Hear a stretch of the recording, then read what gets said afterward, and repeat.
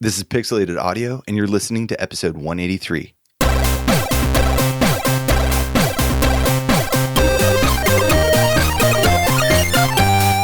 Welcome back to Pixelated Audio, a podcast focusing on game audio, its history, and the people behind it. We're your hosts. I'm Gene, and this is Brian.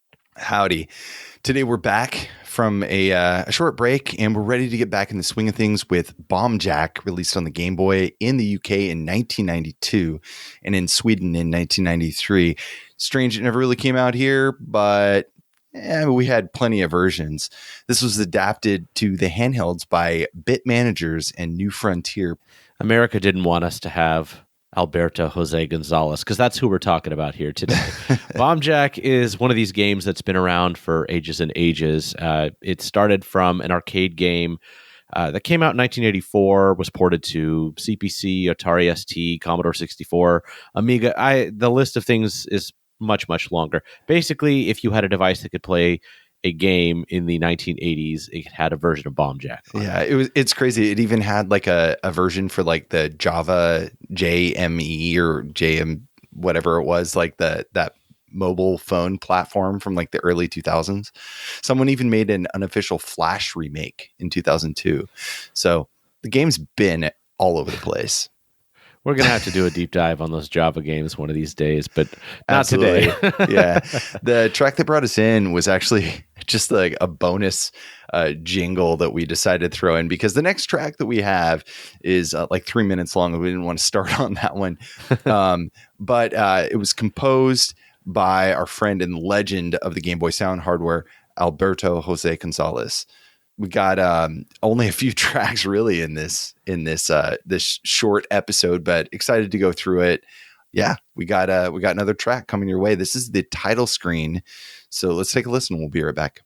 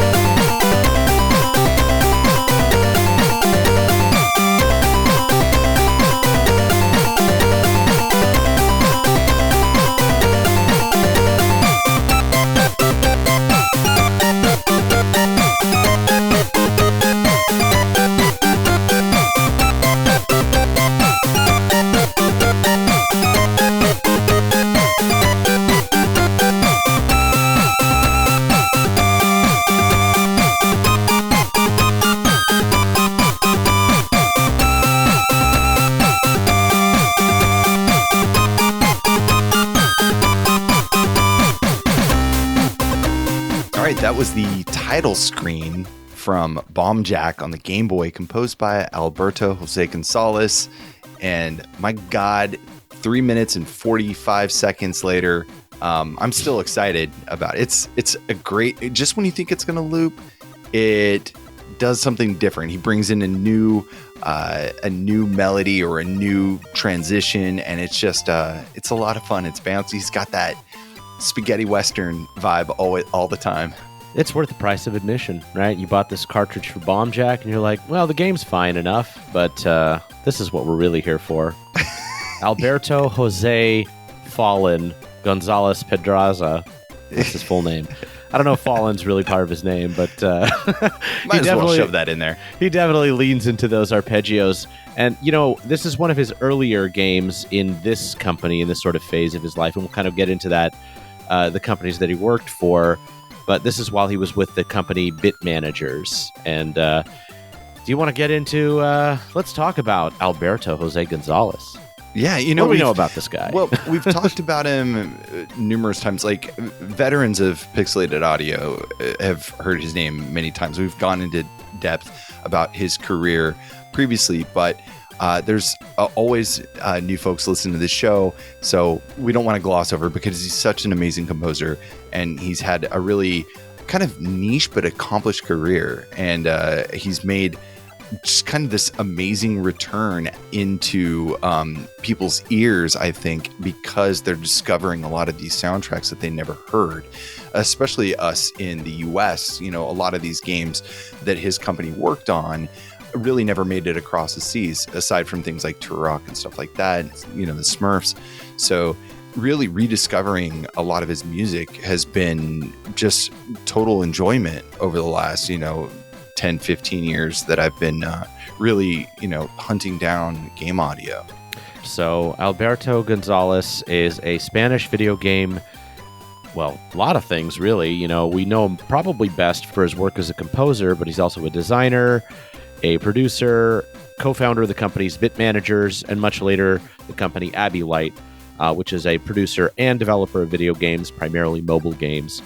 He never had any formal music training, but he's done a tremendous amount of game audio starting in the late 80s, going until about the 2010s. He started when he was about 16 years old in 1988 and began as a graphic designer at a Spanish developer called New Frontier. But, things changed in the game industry pretty quickly. Management issues, financial trouble. Either the company was on its way out or he decided it was time to go. So he and some other folks left to found Bit Managers in 1992, where he stayed for quite some time, I think till about 2002 or 3. He composed most of the music during that era, so a lot of Game Boy Color, I think even a few Game Boy Advance games. But going back to the beginning, he worked on a lot of games like Hostages. Not too familiar with that one. North and South, I know a lot of people know that one on the NES, although I think he didn't do that specific version. He worked on the ZX Spectrum, MSX, the CPC versions. All of the fun licensed games that we all know and love. Asterix and Obelix, Tintin, Spirou, the classics. Lucky Luke. We got them all over here. I certainly did not have a single one of those. He also worked on... He had the Smurfs, though, right? That's true. I think we all know the Smurfs, but I strangely don't have a... There's a very tiny intersection of people that I know that played any of the Smurfs games, so still very unknown. Actually, I wasn't one of them. No. I mean, not until way later on in life. Yeah, I know. Barely counts. He also worked on the Game Boy and Game Boy Color versions of the Turok games. To be honest, I never really got into the Turok series, so I don't really remember how the music is on those. But it's fantastic. Yeah. It's fantastic. The Turok for N64 is a very different, these adaptations for Game Boy were a very different departure than the N64. I loved N64 version. My brothers were into the Turok games for Game Boy because I think I had moved on to something else at that point. But the music is quite fantastic. Oh yeah, I have no doubt. Every time I've heard music from Alberto González, I've always really enjoyed it. He also worked directly for Infogrames for at least a few games like Lucky Luke on the Game Boy, and Infogrames, as we sort of have talked about on random episodes here and there, they published a lot of games, especially in Europe. So a lot of the games that he worked on, even under the Bit Managers label, was published by Infogrames. So one of those big developers that we don't hear about as much, but was really huge in the 90s. And then he and his team, as I mentioned, went on to found Abylight, which is a Spanish developer, which started around 2005. And they primarily work on DSi, WiiWare, eShop, mobile games. They're still active in development, but by the time he moved to that company, he switched mostly to the non-music related roles, producer, developer, designer, more like leading game projects. Charge, yeah. It's something we've seen with some of the people we've talked to on the shows. The ones who don't necessarily stay in music but stay in the games industry have kind of developed enough acquired knowledge to say, I kind of know how to do this thing, and so they end up becoming more of a leadership role and managing teams or owning the project rather than writing music directly. You know what I'm really hoping is that he's listening to this episode right now, and there's a good chance he will, because I'm going to bug him about it. And he has a checklist of all of the things that he's fact checking each one of these and saying, nope, that's wrong. Nope, that's wrong. Now, hopefully we got it all right. Yeah, definitely Fallen is one of his names, though. I'm sure that's correct. We got another track here. This is Stage BGM. So this is really what you're going to be hearing most of the time. So let's take a listen and we'll be right back.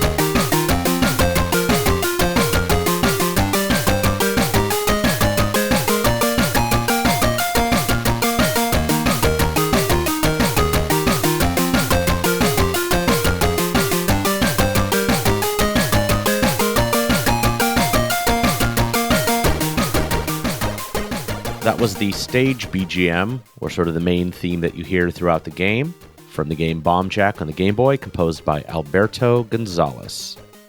It's got a lot of energy, a lot of fun. The game is very frantic and has pretty cool dynamics, so I think it matches the gameplay, works out real well. I actually prefer it to some of the other ports quite a lot, actually. I think it has more of that happiness, bouncy, but still retain some of the bass too, to give you that energizing feel, right?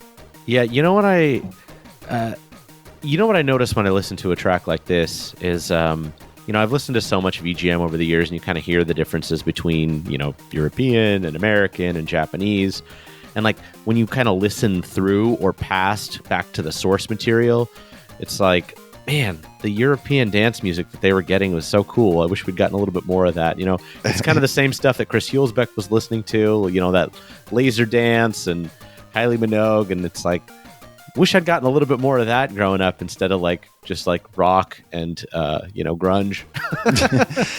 You know what's really cool, though? This stage BGM is actually an adaptation or a retelling kind of it borrows a lot of the melody and concept of the arcade version, the name entry BGM. So do you want to listen to that real quick to see if you notice the similarities? Let's do it. Yeah.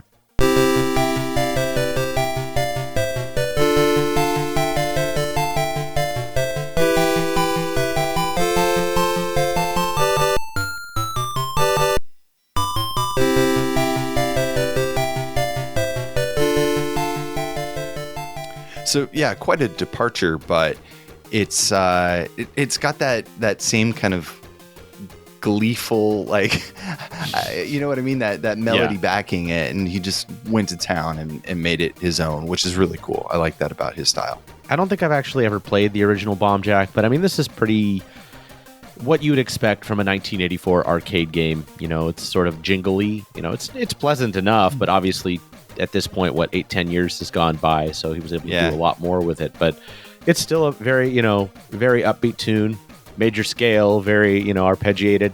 I dig it well enough, but I did not know that since I had not played the original game. Yeah.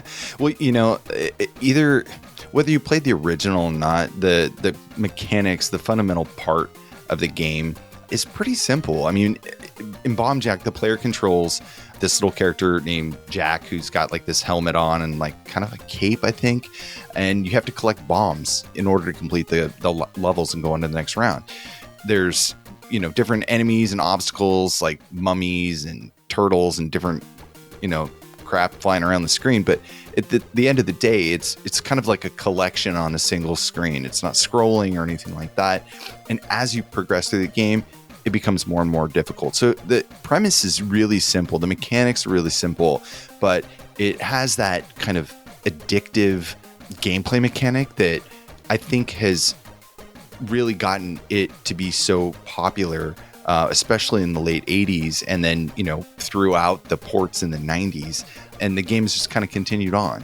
So whether you like the game or not, there is some factor there, the X factor that just kind of keeps you wanting to keep going. So yeah, what I've never, like I said, I never played the original, but since the mechanics pretty much stay the same from game to game, what I really like is it just has this very, like, you get a super jump, basically. I mean, the character is essentially legally distinct Superman. So, and it just, most games have a very, you jump 2 block heights, 3 block heights, maybe you have a big jump. No, this guy is like jumping half or the whole screen height, depending on which version you're playing. So it's like you've got some sort of, low gravity guy jumping, and it just kind of, it gives you a bit of a false sense of security, but it is really fun to control. And I actually can't think of that many games that have that, like, any mistake is really up to you because you're controlling this person on the ascent and the descent the entire way. It's kind of got a little bit of joust in there, but not really. I can see where they maybe have pulled some inspiration from, but, at the end of the day, it's its own, it's a little, collectum puzzle, right? So... yeah, we're not going to play it on the show, but I do have to mention that since Paul McCartney is an avid listener of the show, one of the original tracks that they covered in Bomb Jack in that era of, like, let's just literally rip off a popular tune is they had Lady Madonna, the classic Beatles tune, in the original Bomb Jack. So let's not cue that because, that might actually get us taken down. But yes, if you go back and find the original Bomb Jack soundtrack, you'll see that Lady Madonna is in there. And cut clip. No, I'm just kidding. We have one last track here. It's a really short episode. We only got a few tracks, right? So this is the Game Over track called The Last Sigh. I'm not sure where that came from. Might have come from some, arcade release album. But let's take a listen. We'll be right back.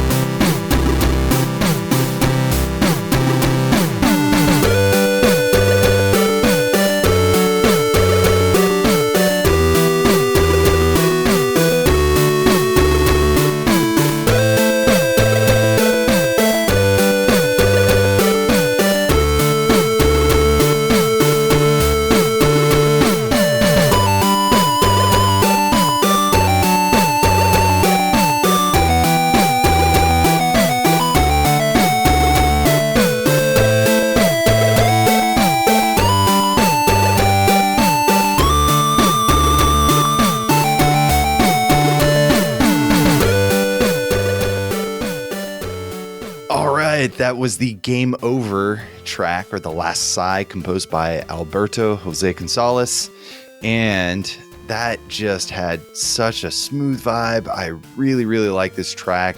It's a shame there wasn't more music in this game. I really think they could have, maybe squeezed in another few tracks for different stages or something, because everything was just so fun. A lot of energy, and just this last track was so smooth, and just a really nice little package.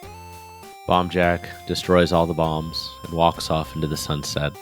Mission accomplished. I mean, I can't imagine a game like this would need 3 minutes of music, but no, it's fine. I mean, like the ending credits theme specifically, it's probably literally just like the word congratulations. I know.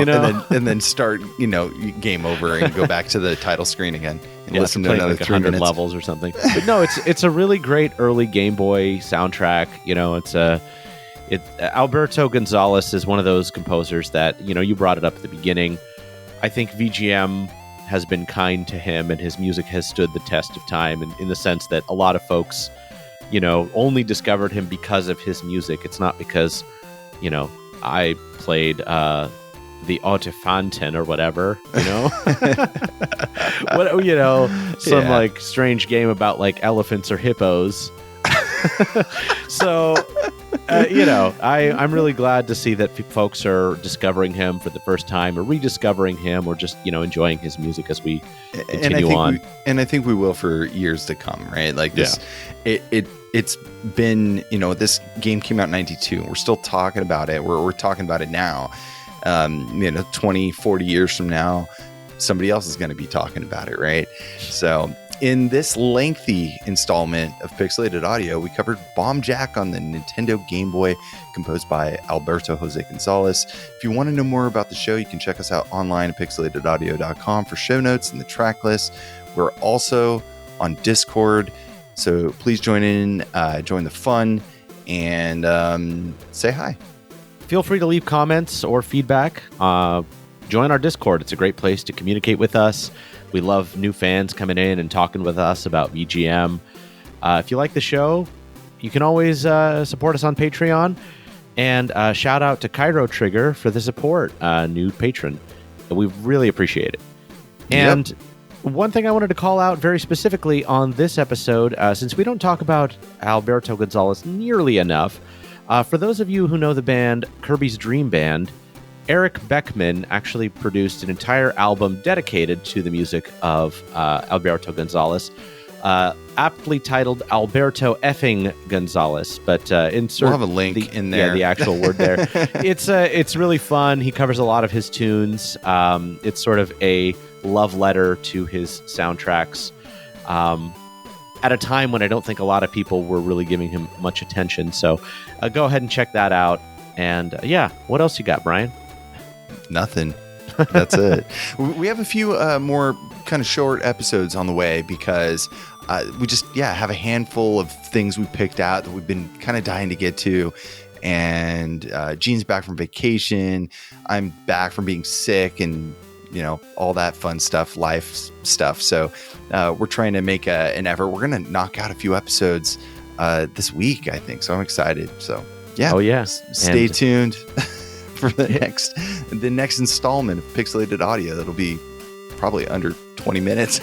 And one of Alberto's middle names may be a hint to a future episode, so keep an eye out for some of those. There you go. Thanks for listening, and we'll see you back soon for the next episode.